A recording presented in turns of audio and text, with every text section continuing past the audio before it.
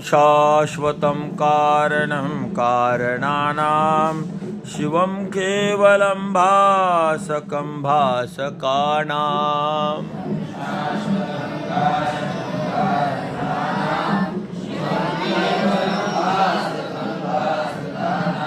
तुरीयं तमपारमाद्यन्तहीनं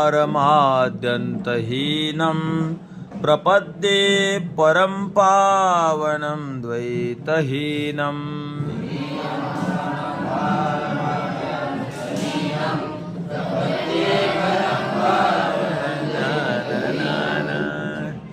तर याचा अन्वय एकदम सरळ आहे. अजमवर एक टाका आणि शेवटच्या म्हणजे चौथ्या ओळीतील परमवर 2 टाका. परम पावनम द्वैतहीनम आणि प्रपद्येवर 3 टाका. झालं. कशा महादेवा प्रपद्ये?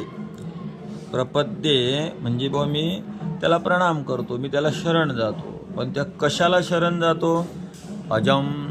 अजम जन्मरहित असणाऱ्या महादेवाला, शाश्वतम नित्य असणाऱ्या महादेवाला, कारणम कारणानाम बापाचा बाप असणाऱ्या कारणाचा सुद्धा हा काय आहे? कारण. शिवम कल्याण, शिव म्हणजे कल्याण, कल्याण स्वरूप असणाऱ्या महादेवाला, केवलम जो फक्त एकटा आहे म्हणजे हे ब्रह्मस्वरूपाचं वर्णन आहे. त्या महादेवाला ब्रह्मरूप समजून वर्णन आहे. केवल असणाऱ्या. अजून रे भासकानाम भासकम, जे प्रकाशमान आहेत जगात त्या सगळ्यांचाही हा काय आहे? भासकम, प्रकाशक आहे. अजून रे हा कसा आहे बरोबर? तुरीयम. तुरीयम कळते का? तुरीयम म्हणजे याला तुरी आवडतात असा अर्थ नाही. तुरीय शब्दाचा अर्थ होते चौथा. जागृत, स्वप्न आणि सुषुप्ती ह्या 3 अवस्था, आणि या 3 अवस्थेच्या हा पलीकडे आहे म्हणून याला काय म्हणतात? तुरीयम. अजून तमपारम. तम म्हणजे रे अज्ञान आणि पार म्हणजे पलीकडे. हा काय रे? अज्ञानाच्या पलीकडचा आहे. अजून हा कसा आहे रे बरोबर?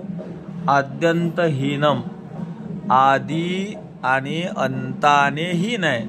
मग आदीने हीन आहे बरोबर म्हणून अनादी आहे, आणि अंताने हीन आहे म्हणून अनंत आहे. मग हा अनादी अनंत आहे.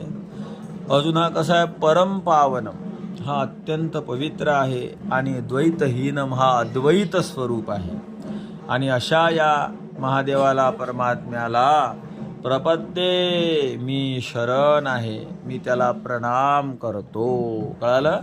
ठीक आहे. जय श्रीराम.